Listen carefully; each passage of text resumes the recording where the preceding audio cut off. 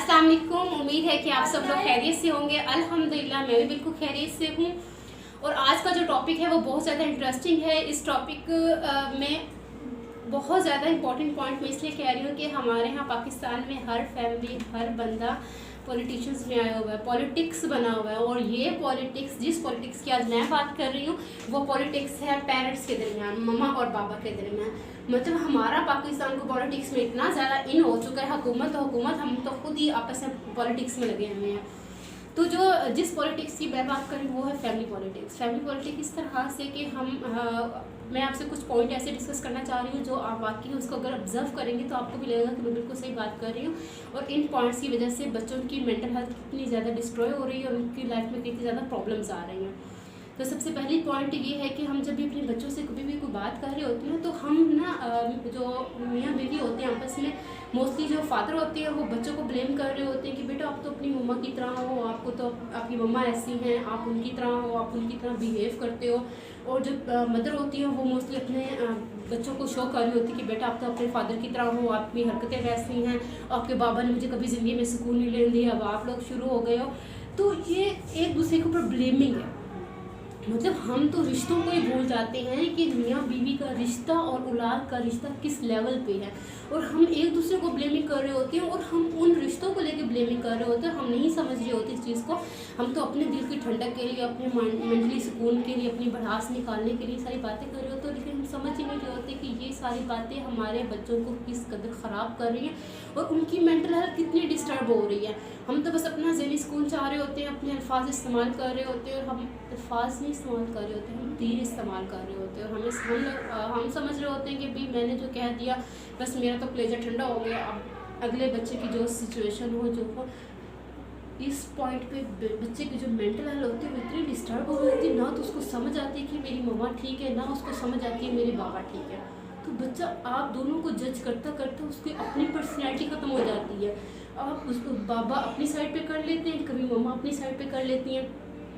तो जब तक मियाँ बीवी एक नहीं होते ना, हर पार्टनर में इश्यूज़ आते हैं, हर मियाँ बीवी में इशू हो रहे होते हैं, लेकिन खुदारा आप अपने इश्यूज़ अपने बच्चों के सहारे ना छोड़ दें। आप बच्चों का सहारा लेना छोड़ दें। आप तो बच्चों के साथ हमदर्दी शुरू कर रहे होते, बेटा आपके बाबा ने तो सारी ज़िंदगी मेरे साथ ये किया, और बाबा शुरू होते बेटा आपकी मम्मा ने तो मेरे साथ सारी ज़िंदगी ये किया। हम बच्चों के अंदर ना इस तरह वाले हथियार उसके हाथ में दे रहे होते हैं, उस बच्चे से हमदर्दी ले रहे होते हैं। हम उस बच्चे की रहमो करम पे आ जाते हैं कि बेटा देखो आपकी मम्मा ऐसी है, बेटा देखो आपके बाबा ऐसे हैं। हम उस बच्चे को अपने अगेंस्ट तैयार कर रहे होते हैं, हम बच्चों को अपने अगेंस्ट तैयार कर रहे होते हैं।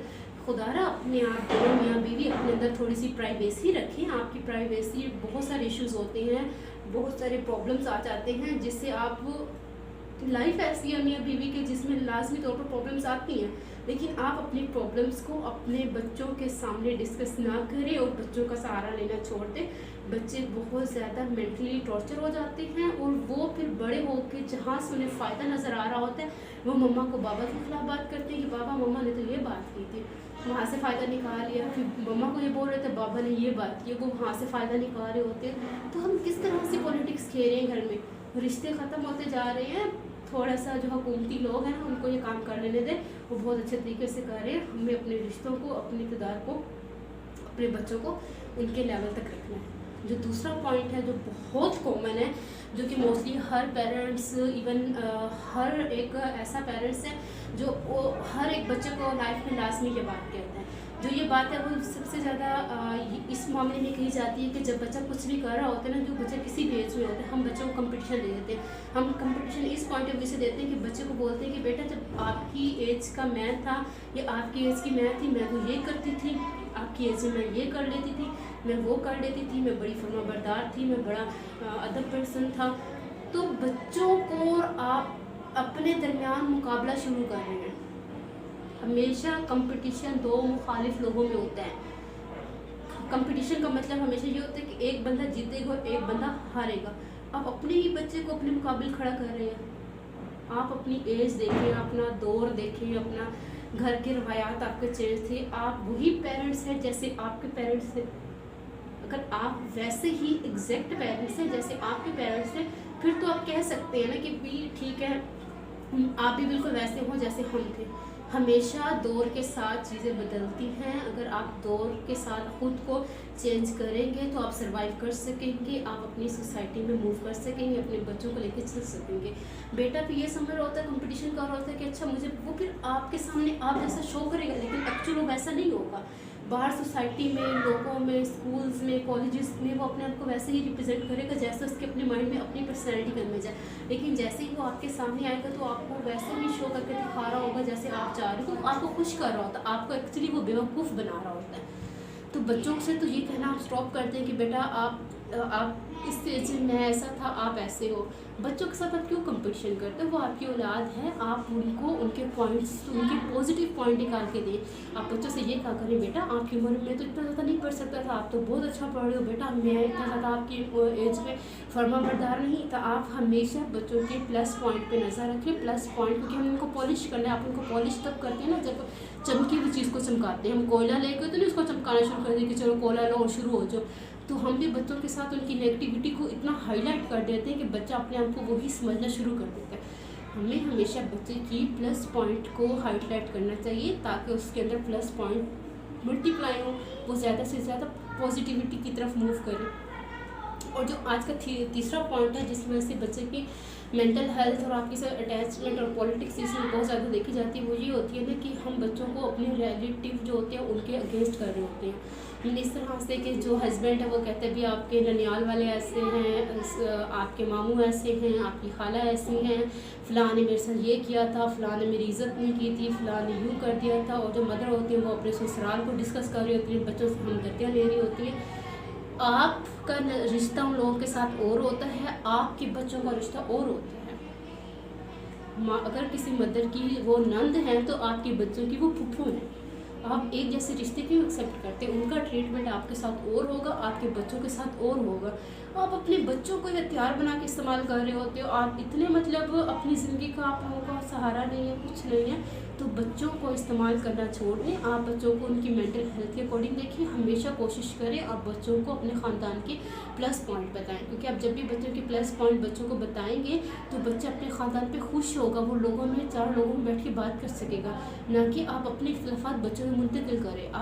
हम विरासत तकसीम होती है, नफ़रतें तकसीम नहीं होती। आगे हम आगे बच्चों को नफ़रतें दे रही होती है, बेटा आपके मामू ने मेरे से ये किया तो आप ये चीज़ याद रखना, मेरी इज़्ज़त का सवाल है।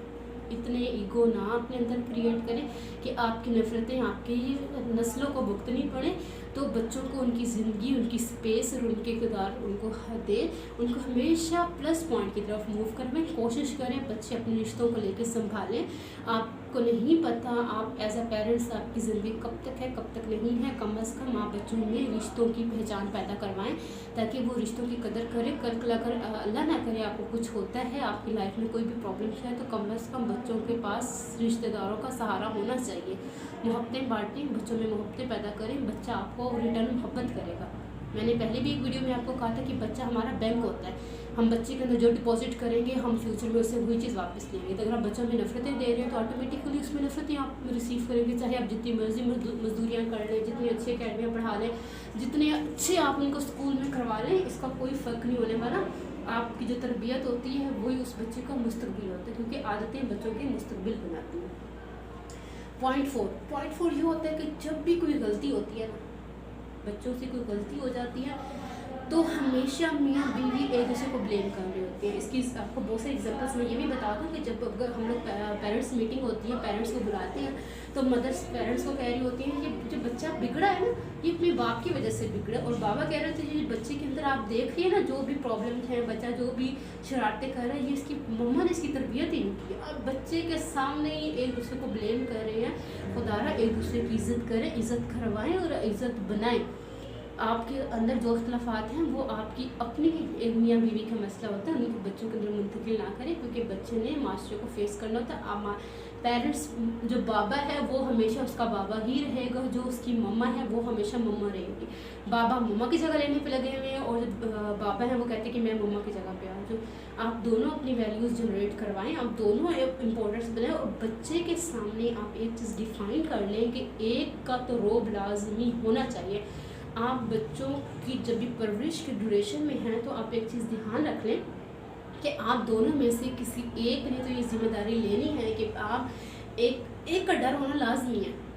डर का ये मतलब होता है कि उस बच्चे को पता हो हाँ घर की अथॉरिटी मेरे बाबा के हाथ है। और प्लीज़ मैं इस पॉइंट पे मोस्टली माओ से गुजारिश करती हूँ कि बच्चों के हीरो को ना आप विलन ना बनाया करें।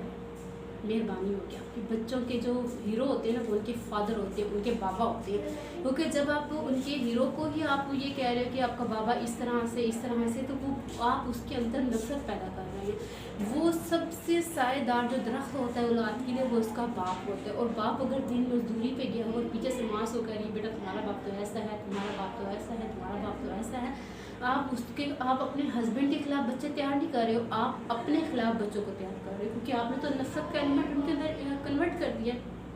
तो इन छोटी छोटी चीज़ों पे ध्यान रखें। आप छोटी छोटी चीज़ों को देखेंगे तो इंशाल्लाह बच्चों के अंदर काफ़ी ज़्यादा चेंजिंग आप देखेंगे।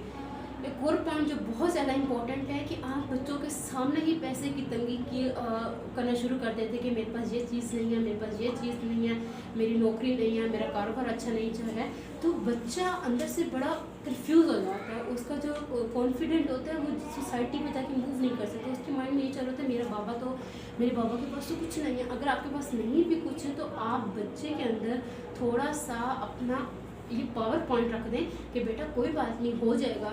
मुश्किलात हर जगह पे होती हैं, हर पेरेंट्स को प्रॉब्लम फेस करनी पड़ती हैं, लेकिन आप जितनी हद तक कोशिश कर सकते हैं आप कोशिश करें अपने बच्चों को अपनी प्रॉब्लम्स ना बताएं, क्योंकि प्रॉब्लम्स ख़त्म हो जाएंगी लेकिन बचपन में बच्चों के अंदर जो महरूमी और बाप का कुछ ना कर पाना और बाप की जेब में पैसे ना हो पाना वो बच्चे के अंदर इतनी बड़ी महरूमी पैदा कर देगा कि बच्चा चाहे करोड़पति हो जाए, जो कुछ हो जाए, वो पब्लिकली स्ट्रॉन्ग नहीं होगा, वो उसके अंदर कॉन्फिडेंट नहीं होगा, लो ऑफ फ्लेम्स होगा, खौफ होगा, डर होगा, महरूमी होगी। तो बच्चे के अंदर आप शुक्रगुजारी पैदा करें। शुक्रगुजारी पैदा करेंगे तो थोड़े नहीं बच्चा बहुत ज़्यादा खुश होगा। आप शुक्रगुजार बनेंगे तो ऑटोमेटिकली आपका बच्चा शुक्रगुजार होगा।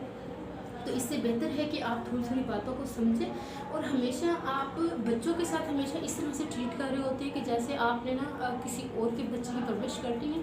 तो सबसे पहले जब भी आप बच्चे की परवरिश की पॉइंट की तरफ आएंगे तो सबसे पहले तो आप अपने एक दूसरे को मियाँ बीवी एक दूसरे को उनके राइट्स देना स्टार्ट कर दें। कम से कम नहीं दे सकते तो बच्चों के सामने ज़रूर दें, क्योंकि बच्चों की मेंटल हेल्थ वही चीज़ ऑब्जर्व करती है जो चीज़ आप उनके सामने प्रैक्टिकली कर रहे होते हैं।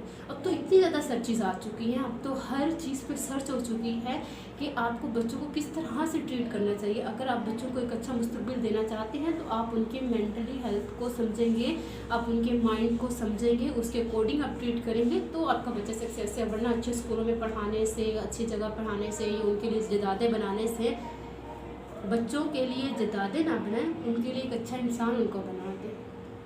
छोटी सी सादा सी और बहुत इम्पोर्टेंट एग्जांपल है, आपने हमेशा ये देखा होगा जब परिंदे होते हैं ना वो बच्चों को घोंसला नहीं बना के देते हैं, वो सिर्फ उनको उड़ना सिखाते हैं। बच्चे बड़े होते हैं अपना घर खुद बनाते हैं और हम बच्चों को इतना ज़्यादा रिश्तों में बांध देते हैं, इतना कंफ्यूज कर देते हैं। उनके लिए प्रॉपर्टीज़ भी होती है, जायदाद भी होती है, लेकिन मेंटल हेल्थ उसकी इतनी डाउन हो चुकी होती है परवरिश के दौरान कि बच्चा बड़ा होकर इतना कंफ्यूज होता है कि उसको से यूज़ करना नहीं आ रहा होता चीज़ों का। तो एज अ टीचर्स हमने इस चीज़ की रिस्पॉन्सिबिलिटी ली है कि बच्चों को डेली बेसिस पे कोई ना कुछ चीज़ सिखाई जाए, उनको कुछ ना कुछ उनकी मेंटल हेल्थ के अकॉर्डिंग उनके साथ ट्रीट किया जाए।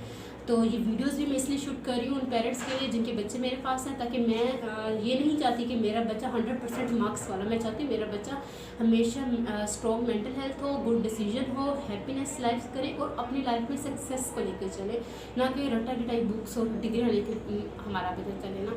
उम्मीद है कि आपको वीडियो पसंद आएगी, इसको शेयर भी कीजिएगा, लाइक्स भी कीजिएगा। अल्लाह हाफ़िज़।